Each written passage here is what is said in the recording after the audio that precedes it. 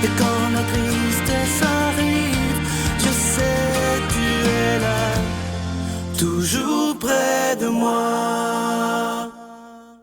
Bon mercredi, je sais qu'il y en a encore plusieurs d'entre vous qui est en congé. Je vous souhaite une très, très belle journée en ce lendemain de la veille, comme on dit. J'espère que vous n'êtes pas trop fatigués. Aujourd'hui, comme on le fait tous les mercredis, on va rejoindre notre ami, l'abbé Raymond Gravel.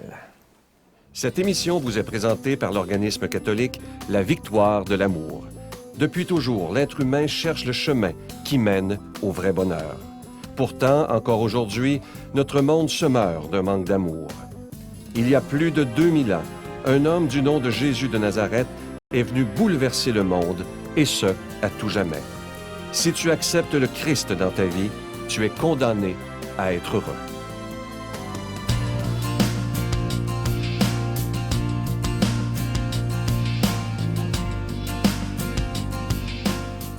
Bonne année tout le monde. On est le 2 janvier. La chronique aujourd'hui va porter sur l'amour. Ça commence bien une année. D'autant plus que le vœu de l'amour, ça fait partie des vœux qu'on se dit les uns les autres dans le temps des fêtes. Alors, quand on dit qu'on se souhaite l'amour, on se souhaite quoi au juste? Est-ce qu'on est prêt à aimer véritablement, à aimer vraiment? Vous savez, l'amour, c'est un mot qui est charrié pas mal de nos jours, puis il est pas mal déformé aussi. Est-ce qu'on peut aimer quelqu'un si on est injuste envers lui ou envers elle? Dans notre vie, dans nos familles, à notre travail et dans nos communautés chrétiennes, pouvons-nous dire que nous aimons vraiment? Aimer, c'est d'abord être juste envers quelqu'un, envers l'autre, envers les autres. Rappelez-vous ce que saint Augustin disait sur l'amour. Il y avait 3 degrés dans l'amour. Il disait, le premier degré, c'est aimer être aimé. Qui n'aime pas ça? Tout le monde aime ça, être aimé. Et je pense que c'est le premier degré de l'amour, c'est de vouloir être aimé, puis on est prêt à aimer l'autre pour être aimé. Mais il dit ça fait partie de la réalité humaine. Deuxième degré, c'est un peu plus. Il dit c'est aimer, aimer, deux infinitifs. Il dit ça aussi, c'est bon, parce qu'on aime l'autre. Ça nous gratifie, ça nous rend heureux soi-même. Mais il dit ça peut être dangereux parfois, parce qu'on peut faire un acte de mégalomanie de l'amour ou d'amour de soi. Il dit ça, c'est dangereux. Le troisième degré, qui est le plus beau, c'est aimer tout court, sans rien attendre en retour. Au contraire, il se peut parfois que notre amour ne soit même pas reconnu, ni valorisé, ni même apprécié. Et saint Augustin disait, c'est pas grave, car on aime gratuitement et inconditionnellement. Il dit, c'est de la manière que le Christ nous a aimés. Sommes-nous prêts à aimer comme lui? Cette façon d'aimer ressemble beaucoup à celle du Christ de l'Évangile de Saint Jean. Et si on ressemble au Christ parce que nous sommes chrétiens, il me semble que ça peut changer le monde dans lequel nous vivons. Une chose est certaine, l'amour donne la vie. L'amour vrai, authentique et chrétien donne nécessairement la vie à quelqu'un. Et rappelez-vous des actes d'aimer gratuits que vous avez faits dans votre vie. Les gens vous disent toujours que ça leur a fait du bien. Cette année, à l'occasion de cette nouvelle année qui commence, si on prenait l'engagement d'aimer quelqu'un qui n'est pas aimable en partant, quelqu'un qui nous fait souffrir parfois, quelqu'un qui ne sera pas reconnaissant de l'amour qu'on va lui témoigner, peut-être que cet amour nous permettra de célébrer la vie, la vraie vie. Et nos vœux du jour de l'an ne seront pas des paroles en l'air, ils seront animés de la vraie vie, de la nôtre et de celle des autres. Alors, bonne année tout le monde. Notre Père qui es aux cieux, que ton nom soit sanctifié, que ton règne vienne, que ta volonté soit faite sur la terre comme au ciel. Donne-nous aujourd'hui notre pain de ce jour. Pardonne-nous nos offenses, comme nous pardonnons aussi à ceux qui nous ont offensés. Et ne nous soumets pas à la tentation, mais délivre-nous du mal, car c'est à toi qu'appartiennent le règne, la puissance et la gloire, pour les siècles des siècles. Amen. Je suis tellement content de vous parler du cadeau du mois de janvier 2013. Il s'agit de mon dernier livre qui s'intitule « Demandez et vous recevrez », un livre qui nous apprend comment prier. Vous savez, souvent j'entends des gens me dire « Sylvain, je prie, puis il n'y a rien qui se passe ». Mais Jésus, dans les évangiles, nous dit exactement comment il faut prier. C'est un livre qui avait sorti la première fois en l'an 2000, donc ça fait très longtemps.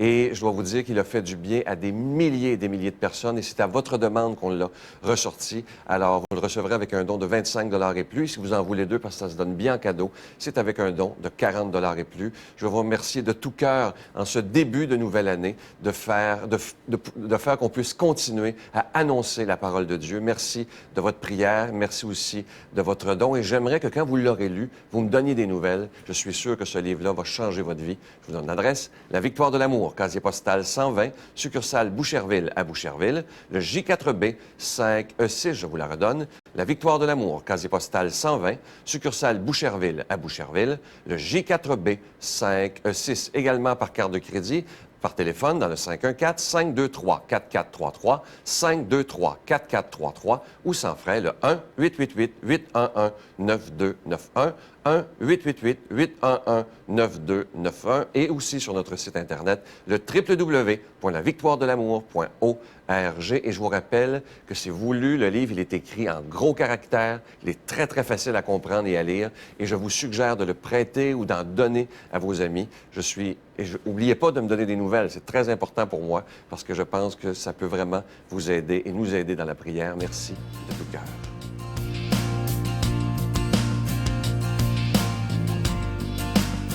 Aujourd'hui, pour l'homélie, on rejoint quelqu'un qui est là avec nous depuis le tout début de la Victoire de l'amour. Il y a donc bientôt 18 ans.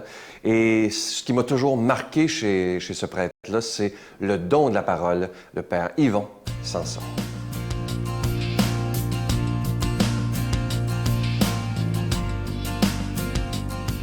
Bon matin à chacun et chacune d'entre vous. L'Évangile d'aujourd'hui nous est donné par Saint Jean. Nous sommes toujours dans la poussée de ces belles fêtes de Noël. Écoutons maintenant le témoignage de Jean le Baptiste.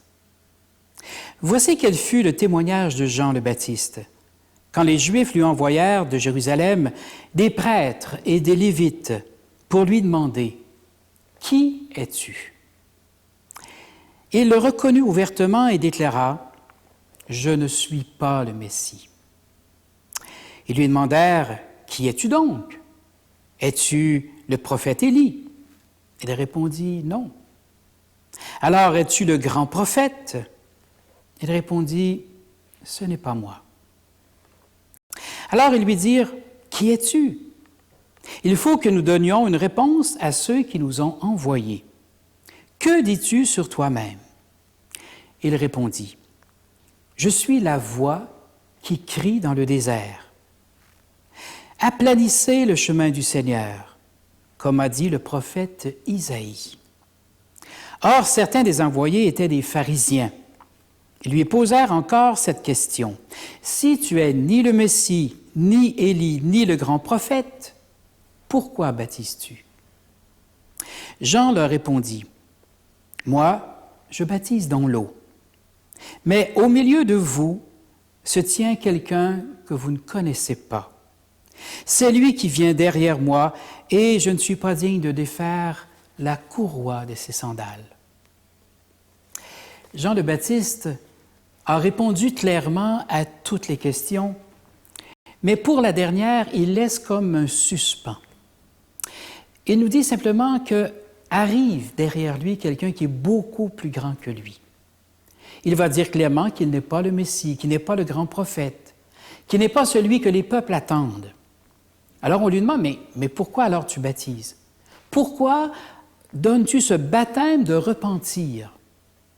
Parce que Jean le Baptiste était convaincu que le Messie s'en venait et qu'il était déjà au milieu du peuple juif. On se rappelle il y a quelques jours la très belle rencontre avec Marie et Élisabeth, les deux cousines.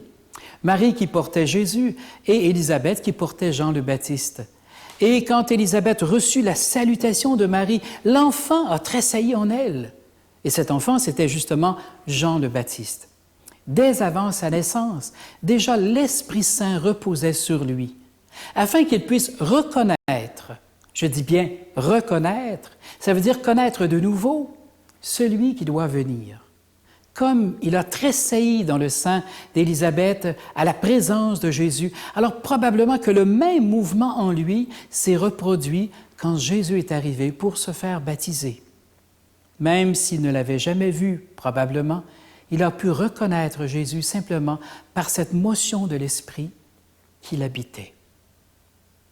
Ce matin, suite à cet évangile, on pourrait se demander, quand moi je prie, quand je vais à l'Eucharistie, quand je communie, est-ce que je peux aussi reconnaître la présence de Jésus?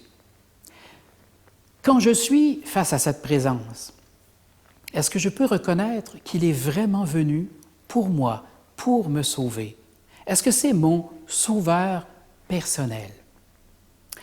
Bien sûr, je pense que la plupart des gens dans le monde entier croient qu'il y a quelque part une puissance supérieure.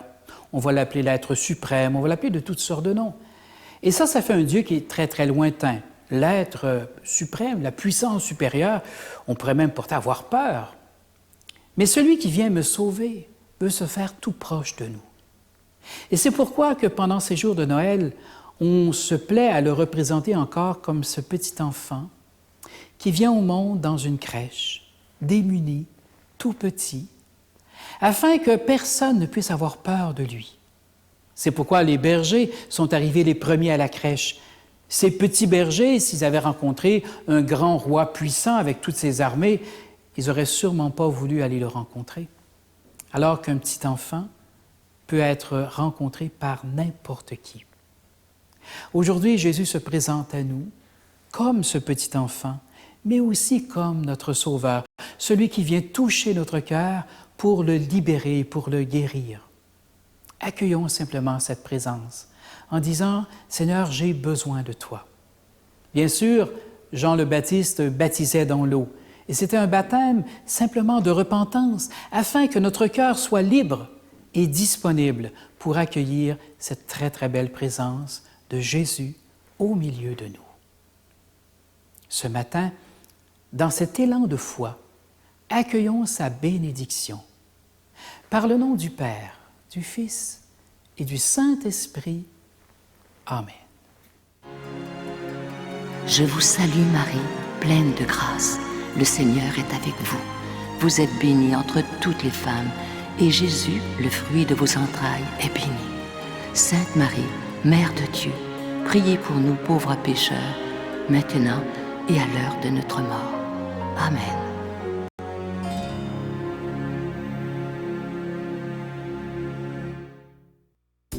La Victoire de l'amour vous invite à sa retraite spirituelle dans le centre du Québec les 31 mai, 1er et 2 juin 2013. Sous le thème « Si tu savais le don de Dieu », venez vivre des moments de ressourcement inoubliables, en compagnie de l'abbé Robert Jolicoeur, l'abbé Robert Lemire, Dolly Desmitreaux, Sœur Angèle, Miguel Padilla et moi-même. À l'hôtel et suite Le Dauphin de Drummondville, réservé rapidement avec voyage intermission dans le 514-288-6077, 288-6077 ou sans frais le 1-800-465-3255, 1-800-465-3255. Venez vivre une fin de semaine exceptionnelle remplie d'amour, de joie et de paix. Vous savez comme moi, si vous écoutez les médias, que ce soit Internet, que ce soit la télé, la radio, les journaux, on voit à quel point notre monde, il est malade. Présentement, on entend toujours parler un peu plus loin de guerre, de bruit de guerre. Et Martin Luther King avait dit une phrase absolument extraordinaire. Écoutez bien ceci. D'ailleurs, je l'avais mis il y a quelque temps sur Facebook. Martin Luther King disait « Nous devons apprendre à vivre ensemble comme des frères et sœurs. Sinon, nous allons tous mourir comme des idiots. » Il avait tellement raison. Si on pouvait apprendre en ce début d'année 2013 à s'aimer, à respecter l'autre, même dans sa différence, même si on comprend pas, même si on n'est pas d'accord, d'aimer l'autre tel qu'il est. Ça, déjà ça, là, si on était capable de faire ça avec notre famille, avec nos amis et nos collègues de travail, la face du monde changerait. Je vous attends demain. Bye. J'arrive là et j'ai vu 3000 hommes, femmes et enfants morts en état de décomposition. Et quand j'ai vu ça, j'ai commencé à pleurer, à hurler presque. Et je pleurais, j'avais une tristesse épouvantable. La Victoire de l'amour remercie de tout cœur les Résidences Soleil de leur accueil si chaleureux.